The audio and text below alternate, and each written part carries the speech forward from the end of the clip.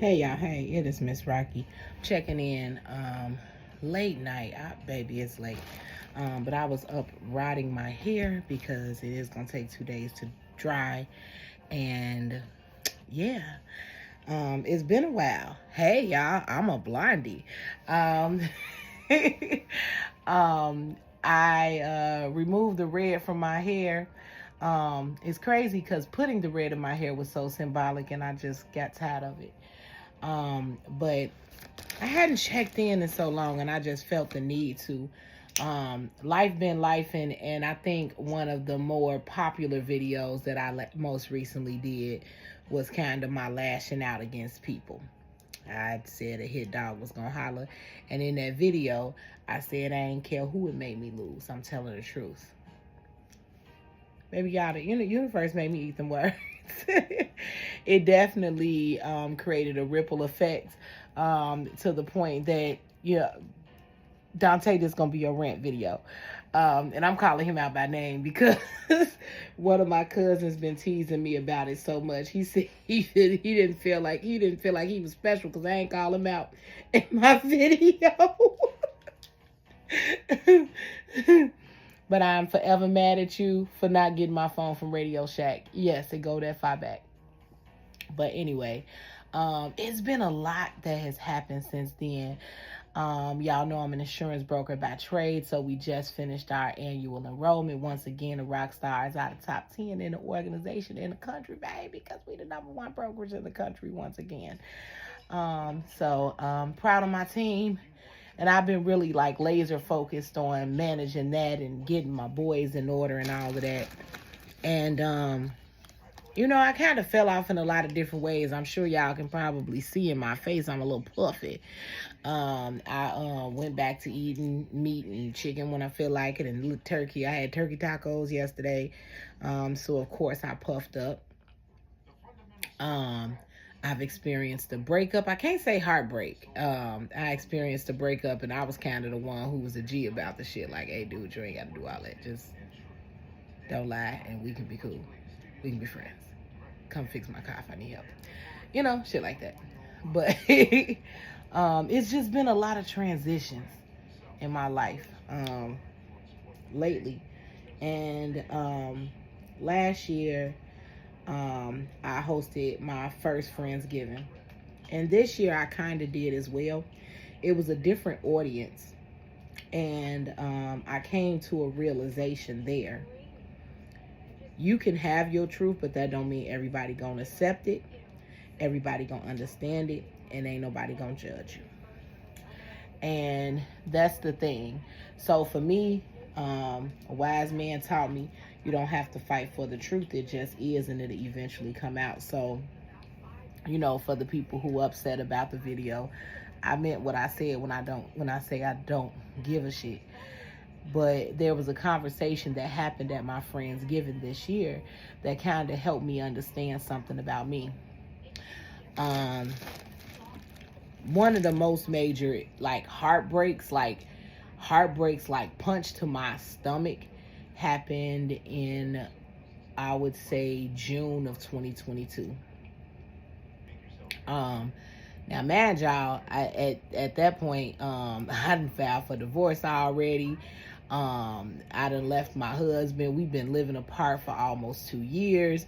How did the biggest heartbreak come 2 years after that? Well, the person that I thought would be my forever person kind of betrayed me and kept some really important, vital information to the state of our relationship from me. And when it all came out, it all came crashing down, and it killed my dream, my fantasy of what I wanted it to be. And I had been so adamant about, just surviving it, and I'm a boss and I'm okay. And, we tried to reconcile, and then that turned into a bigger shit show. So I didn't really walk away the second time heartbroken, right? The second time I walked away feeling freed and venerated, like, I had this man in my head on a pedestal, and lo and behold, the nigga he truly is ain't who I like, right? And a lot of my pain and, thinking I gotta focus on healing. I just like let it be on that because that included a heartbreak. And because I jumped right into that relationship after my marriage, I really didn't have a chance to mourn my marriage. I really didn't. When I left, I was more fed up than hurt. So I never really processed the grief. And I'm recently dealing with a death in a family. And grief is showing up differently in everybody. And it's crazy because it's like, I don't know if it's just different sides of the family or just like it's lines in age, like how we seeing it. And I said all that to go back to the Friendsgiving this year. Last year for Friendsgiving, we talked about, what was different for the year, what did you learn or whatever. And last year I said I am. Like, I truly learned who I am last year in 2023. 2024, I learned that I can be who I am. And it's like, how did you learn who you are if you didn't know you could be it? Here's the thing. I learned that I was a boss. I learned that, I was also a woman. And for so long, we, especially as Black women, when things happen to us, we just boss up. We never like be soft on ourselves. So kind of the just being was realizing I was a woman and not trying to be superwoman and just being a woman. Like that it's crazy that that's something that I had to actively do, but like I never cry. I never say it's bad. And so we was talking about, one thing I learned this year, and I said it's like the thing I learned is that it's okay not to be okay. And that was hard for me to say out loud and hard for me to absorb. And I talked about, how I don't have it all together. Like being a single mother, and in leadership in my organization and the landlord and trying to have my own social life and friends and all of that. Baby, when I say it's a lot, it's a lot. I asked on Facebook for us to retire the words, "You got this," because that is not encouragement, because sometimes I don't even want this shit. And I was, basically elaborating on that part, is that, and not even just that it's hard being a single mother, but I attempted to prevent myself from being a single mother. So I had my first son. I was single when I got him. I believe if you get pregnant while you're single, then you should expect to be a single parent.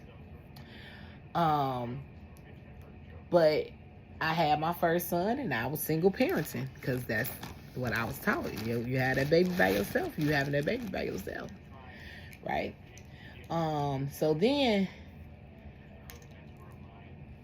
when I met my husband, I was in the process of getting East Shore. Like I was getting my tubes tied. I didn't want no more babies because I felt like being a mama was so hard and filled with sacrifice. I wasn't doing that again, especially not by myself. All I get is another responsibility. That ain't fun.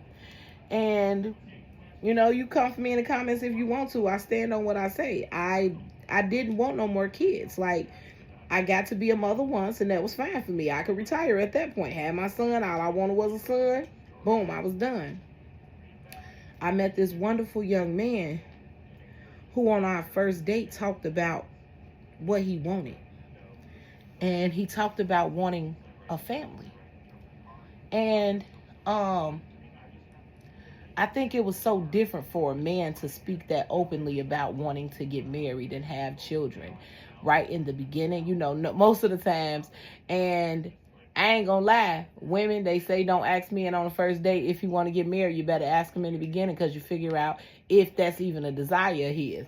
Now, I should have asked, can you afford to get married? No, I'm just playing. Do you know how to be a husband? Not just do you have a desire for marriage, right? Because I still don't think I know how to be a wife because I'm selfish as hell, and I admit that, okay? But, like, I did not want more children. When I met that man and he talked about all of that, I was in the process of getting sure. And, he was like, I want you to be my wife one day. Like, if you do that, then we can't have no kids. And I don't know, what that leads to for us. So I didn't do the procedure. I still protected myself from pregnancy, but I didn't do the procedure at that time. Fast forward a couple of years, we 3 years into the marriage. Like, I followed all the steps. Like my mama said, don't have no baby the first. You know what I'm saying? Like, because you got to know it's solid. Now, I ain't going to lie. We wasn't solid when we had that first baby. Hell, that first baby was after a breakup. I ain't going to lie. We wasn't even supposed to be laying in the bed with each other. One thing led to another. It got late, and shit, he was still my legal husband. You did. So here comes Junior. Then I prepared to get on birth control. Like, okay, well, we done had Junior. I did the LAM method of birth control for my first year nursing. And, once your cycle returns, you got to get on something or you going to end up pregnant. I go to the doctor to figure out my birth control method, and I'm already popped. Like, I literally had one period in between pregnancies. So now, not only did I have another baby back to back, it's twins. Now I got 4 kids. But it was cool because I was a family. I had a husband who was fine. Like, y'all, my ex-husband so fine. Like, my cousin's now fiance, baby mama, well, I don't know their title today, saw him for the first time a couple of weeks ago. And was like, I didn't know he was that good looking. Like,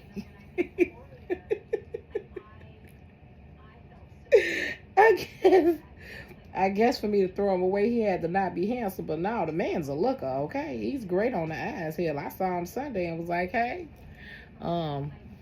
that's that woman's husband, but he look good. All right, baby daddy, you looking good.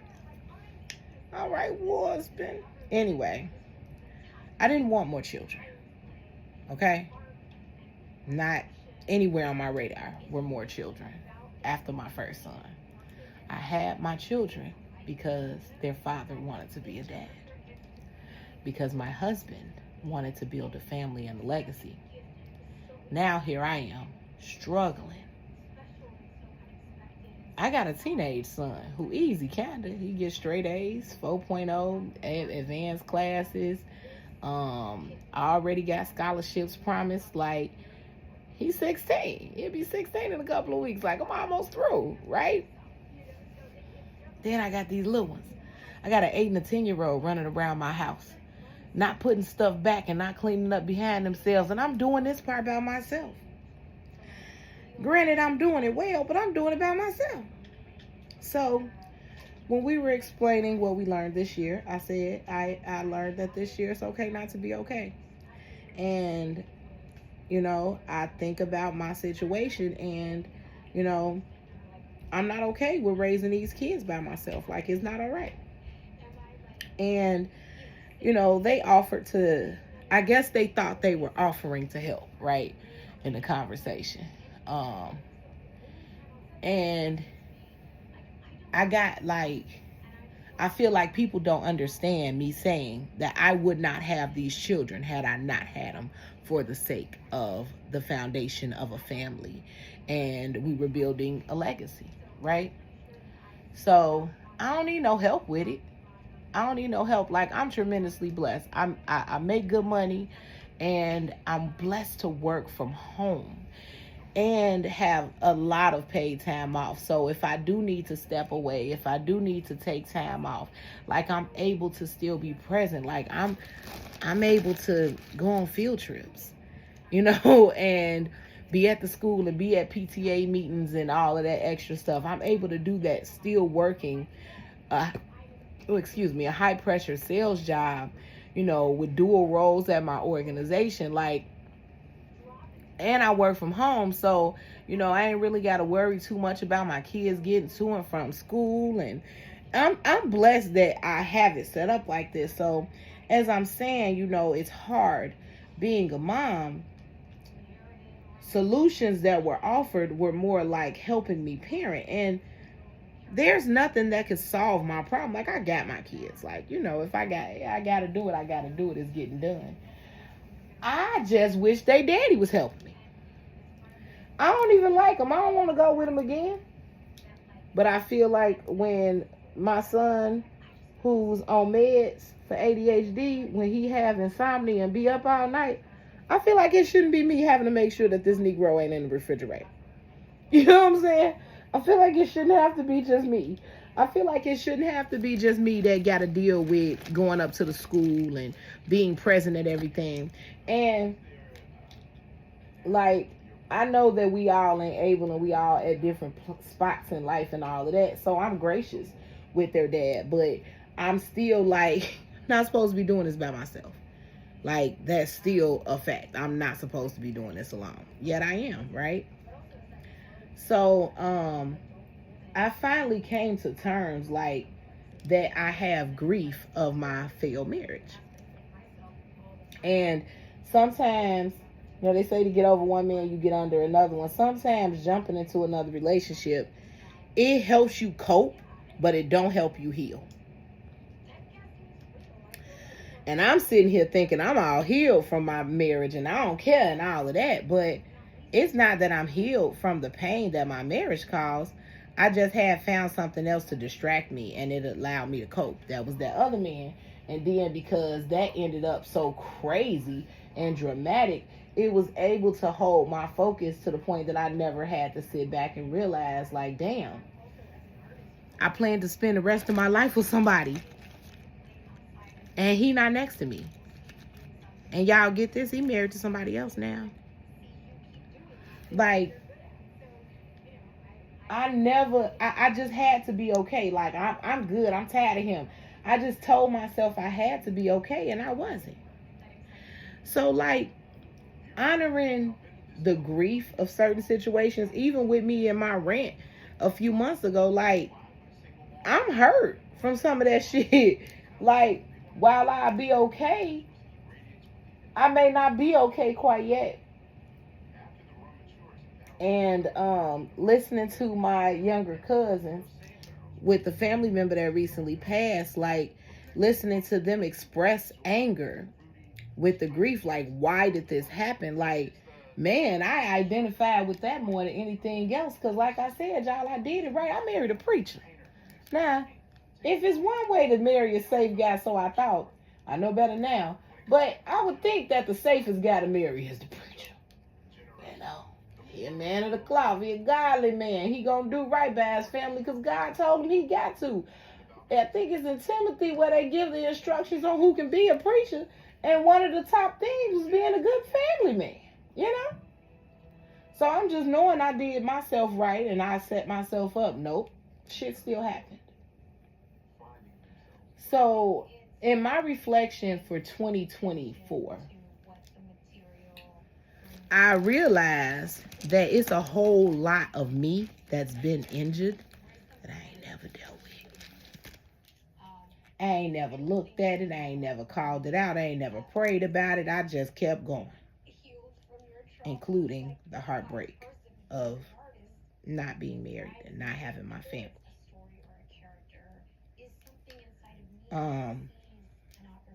I've learned to move on and love, and date and see people and, you know, experience different things. You know, my person now, I appreciate somebody who want to take care of me. Like, it's like legit a effort because I've been so used to bossing up and being all right and I got it. Like, I'm being told now, I got it. Like, I have people around me now that will take the load off my hands, or will fill in gaps, or will look out, or, you know, just solve my problems versus me being everybody else's problem solver. And the only way that I was able to get that kind of help and that kind of support is I started admitting it. So, like, with me being able to heal this part of me, I guess I have to admit it. I am sad that my marriage failed. And I am sad that my children are growing up in a broken home. I am sad that we won't be sitting there when the grandkids come sitting on the porch together waiting on them to pull up and me drinking my sweet tea and bourbon and him, like, I'm sad that we won't have a 50th wedding anniversary. I'm sad that I gotta drive, y'all. I hate driving, and my husband, not only did he drive for a living, but he just liked driving. Like he was old school like that. Like, my woman ain't supposed to be driving me around. Like, that man took me to work, picked me up from work. Like, I remember one time I drove his truck to work and people at the office were surprised. Like, you know how to drive? Because that's how much he just took care of me in that aspect. Like, I'm mad. I got to carry groceries. I'm mad I got to figure certain stuff out. You know what I'm saying? Like, I don't got nobody to run to whenever stuff happened. Like, if a spider came down on me in my room, I was cleaning out my closet. Literally, a spider came from the ceiling. I couldn't scream for nobody. I just had to kill it. My boys would have came and killed it, but hey, it was right there. But if my husband was here, he probably would have been in the room with me, helping me clean out the closet. You know what I'm saying? Like, it's just the realities of really being by myself in this thing. I'm sad. Like, I like when they archive emails from your, that you used to have. They archived our Mr. and Mrs. email. You know what I'm saying? Like, I always wanted to be the person who had, the blank family at Comcast.net. Like, I had that, and it's gone. Like, every dream, like, little girls grow up dreaming of being a wife and a mom.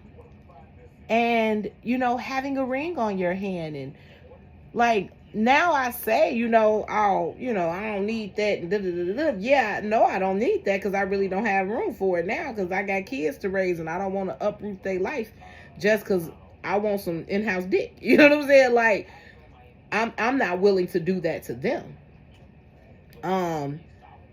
And because their lives were uprooted with the divorce, I just can't take them through another transition like that. The divorce, and then the little bit of input that man did have in their world. Like, they liked him. Not more than just him, they liked his kids. So us breaking up after that, like, I have committed to anybody I date, like, you're not involved with my kids like that. And because I'm not dating for marriage, like, I don't allow them near. And I keep wondering, because I do say I don't want to get married again. And in all essence, because of the way that it would uproot my children, I don't want to cohabitate. And in most cases, marriage comes with cohabitation. Like, I don't know too many couples that I marry who live in separate houses and make it. I'll say that because I know somebody going to be like, well, I know so-and-so and they... I said I don't.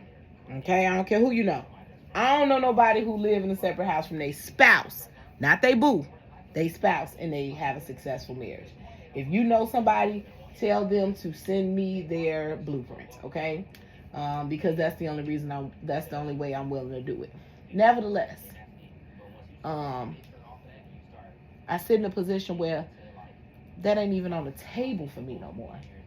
Like, and I gave him his name back. Like, I wasn't even, I promise you, if you would ask me 10 years ago, what happens if I get married? That's my last name forever. And I felt like that for a long time until dudes start being an asshole towards me. And, I already had one child that had my maiden's name. So it wasn't, that I was just out leaving all the kids out. It was one kid that was left out. Now we even. It's two of one last name and two of the other in this house. But like for me, it is a harsh reality that I have a marriage to grieve. And I would never have grieved it if I would have never admitted that, damn, I got a marriage to grieve. Anger is part of it. I'm angry because I never stopped loving my ex-husband. What made me stop being in relationship with him, or our own reasons, but I never stopped loving him. Um, I never stopped wanting a nuclear family. Um, I sit in a home, and now I got a backyard and I got a front yard, and I got a big barbecue grill with the thing on the side that you can put the stuff on, and we got the trampoline, and we got the yard, and the pool, and the basketball rim. But there's no man. There's no daddy out there on a grill. There's no daddy shooting baskets and teaching them form or throwing a football. There's no daddy to sit out back with and have a glass of wine while the sun set. There's no daddy to watch movies on a projector with and me cuddle up with. I'm by myself. All my dreams done came true by myself. I drive the truck I want. I work the job I want. I can do what I want when I want by myself.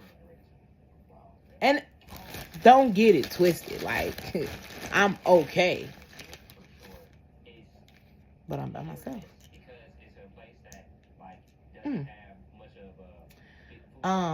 So this year I can just be. I don't have to try to be Superwoman or try to have it together. Now I can just be my authentic self and tell the truth. I wouldn't have had more children if I wasn't trying to be in a family. If I knew that I was going to be a single woman raising kids by myself, I would have just dealt with my first situation and let that be. Because why take on more drama if you know you're going to do it by yourself, right? I'm okay nonetheless. But, a lot of people were talking about grief with my family member passing away. And somebody mentioned that sometimes a new grief, and they've been doing this new judgment, no judgment thing on Facebook. Somebody said a new loss can make you start grieving something else all over again. This particular loss makes me grieve my marriage even more. Because my cousin who passed away, his brother passed away about 10 years ago. And we named our son after him, one of my twins, because he was one of my husband's best friends. My cousin who passed away 10 years ago. Well, his baby brother passed away a couple of weeks ago. My husband called me when he heard the news. Of course, I'm sure he was calling to see if it was true. And the reality hit me is that he only called to see if it was true. He didn't call to console me.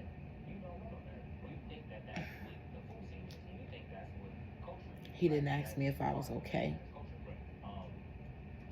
He called me and simply said, "Is it real?" and hung up. Then that weekend, we went to church, saw him there, and he didn't give me a hug, and he didn't ask me if I was okay. He just came and got his kids. He that much not my husband no more, y'all. He don't got to give me no hug. He don't. He don't owe me a how you holding up, how do you feel.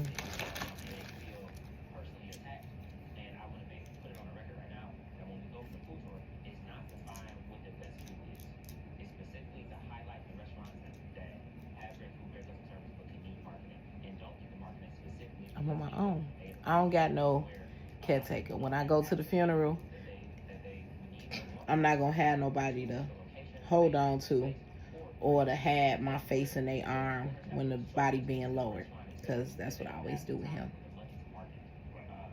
because I don't like looking at the body or seeing the body get lowered. I'm on my own. um, our son's godfather. It's one of those people that we knew through my cousin, and he knew through the friendship he had with my cousin. He had an event. We didn't come together. All of his old friends, even his brother was there. And people don't even know how to greet me because I'm married to their boy no more. I'm really divorced. Like, my marriage is dead.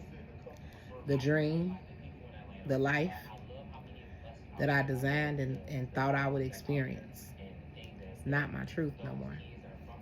And even the second one I built, thought I had, and that one neither. Maybe. The grief of realizing that all the plans that you make, you're not in charge of nothing. That reality that comes along with grief. You try to bargain, you get angry, you be in disbelief, all of that. Grief over relationship, go through all the same steps as grief of a loved one lost. All the same steps. And it took death, literally death, to knock on my door for me to find that out. Now that death has knocked on my door and told me, you got grief to process, sugar, I'm going to focus on that. I go back to work January 6th. It's only December 11th right now. Well, I guess 12th is past midnight. But for the rest of the time that I'm home, I'm going to do a little bit of soul searching. I have all these things here and journals and all of that. And I realize that what I do is I distract myself from one way or the other from dealing with what I got to deal with. Y'all don't understand. It took me almost 2 days to clean up my room because I've been every time I get up to go do something, I say I'm checking for a song or trying to play a song, knowing I can just tell Alexa to play the song. But I hope she ain't hear me. But I start scrolling looking for a song or something, and then look up and I've been scrolling on my phone for 45 minutes. Like, I avoid a lot of things. Maybe avoiding attachment style is my style. What they say, your love language. Or avoiding attachment, them little things they be putting on Facebook. I'm her. I'm going to run away from the love and all of that mushy shit. I'm not interested. I don't want to be near it. I don't care to be near it. Like, just leave me out of all the lovey-dovey shit and I'll be all right. Not because I'm a Scrooge toward marriage, but just, I don't know if I believe no more because my fantasy was ruined. And I'm dealing. And I took the first step. I admitted, finally. Even if the rest of the world don't understand what I'm coming from. I admitted to myself I'm not okay. I admitted to myself this ain't the life I designed. And I've admitted to myself that in spite of that, I'm still going to be all right. And I just want to encourage anybody who feels the same way I do. Like, we have to tell ourselves we okay with stuff and we not bothered by stuff and all of that. I pray for each and every person watching this video under the sound of my voice that you find people that make you feel safe enough that you can admit that you're not okay. Find people safe enough that if you need to cry, they'll let you and not try to solve your problem. Because, like, for real, stop trying to solve people's problems just because they cry or vent. Sometimes we just need an ear or a sounding board.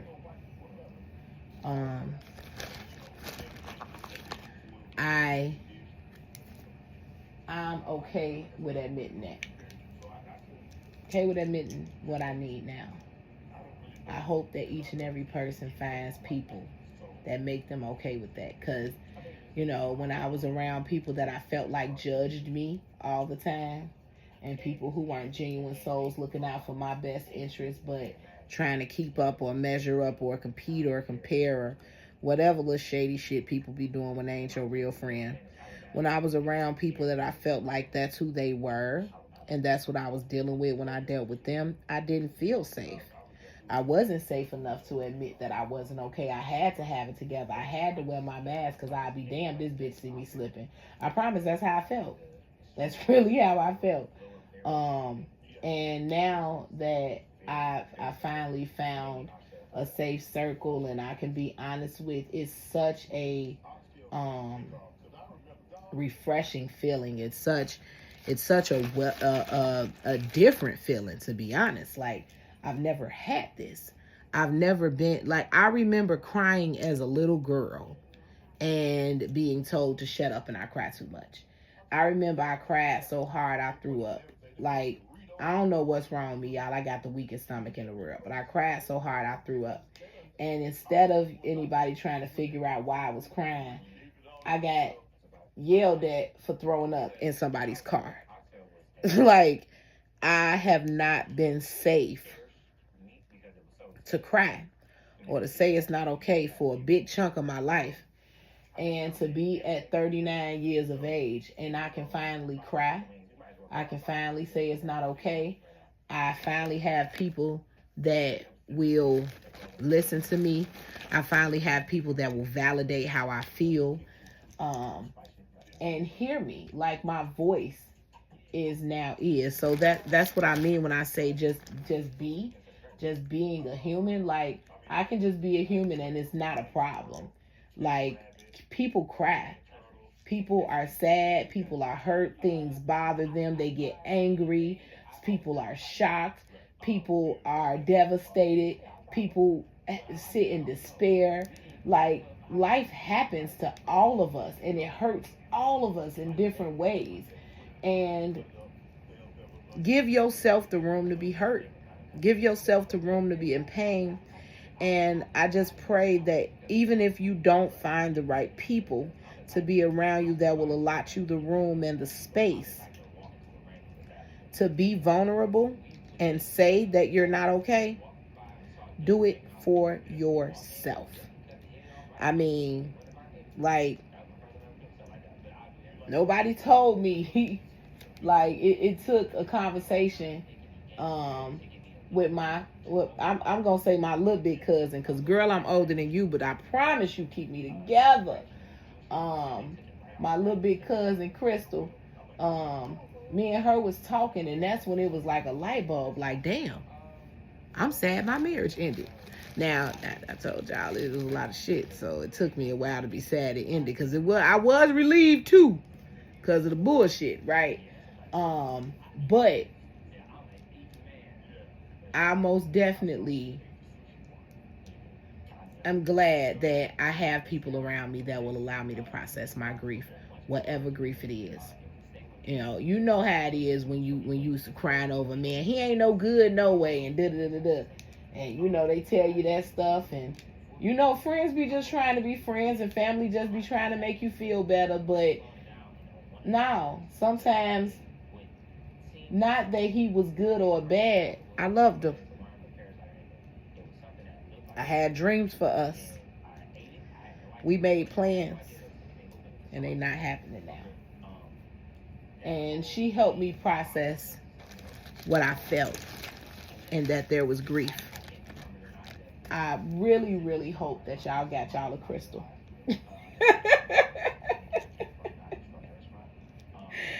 And if you don't got one, be that for yourself.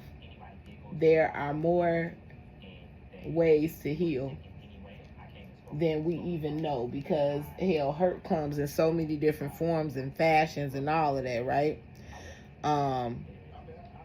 But for this, I just finally, for this year, I'm honoring that sometimes I cry. And even if I make a mess while I'm crying, I still get to be asked what's wrong. I still get to be consoled. I still get to be loved on. I still get to be cared for. I still get to be addressed. I still get to be supported. I still can have people on my side that'll validate my experience and what I'm feeling. I still deserve all that. I still deserve all that. My pain ain't no less than nobody else's pain. And you know how they always say you treat yourself like you treat somebody you love. I promise, can't nobody tell me they in pain and I not show up for them. Can't nobody tell me that they hurting. Somebody broke their heart. They mad at somebody. I don't show. I'm gonna bring a drink. Oh, y'all going through? I'm gonna show up. I'm finna sit here with y'all. I'm finna sit here with you. Y'all having a tough moment. You need me to watch y'all kids so y'all go juice. Work getting on your nerves, girl. What happened? Let's talk about it. We're gonna go for a walk. I'm that person with everybody. I'm grateful that I finally am treating myself like someone I love, even when it comes to hard times. Because could you imagine telling one of your friends they come to you crying? I'm so devastated. I didn't expect this to happen. I just never thought this would be my life. Girl, if you don't go feed them kids and shut your ass up, like, literally, that's what we be doing to ourselves. We be like, shake it off. I got shit to do. I can't sit here in that. Like, seriously, really? That's how you gonna handle? You wouldn't handle nobody else like that. Literally, yeah, and I'm sure everybody watching it, you done told yourself that shit at least one time. You been hurt as hell, and you be like, I'm not finna sit here crying over this motherfucker. I'm finna go handle my business because that's who I am. We done handled our business because that's who we are, and we still huffing and puffing. Ain't solved not a problem. Not a one. So this video long as hell. I'm posting it just like it is. So whoever gets to the end of it, give me a purple heart. All I'm going to say is be gracious with yourself. Be gracious with yourself. Just be gracious with yourself. Treat you like you somebody you love. Because if you don't love you, I do. It's Miss Raqi signing off. Continuously spiritually evolving and loving freely. Have a good day. Bye. And I got the hiccups. What the hell? Bye.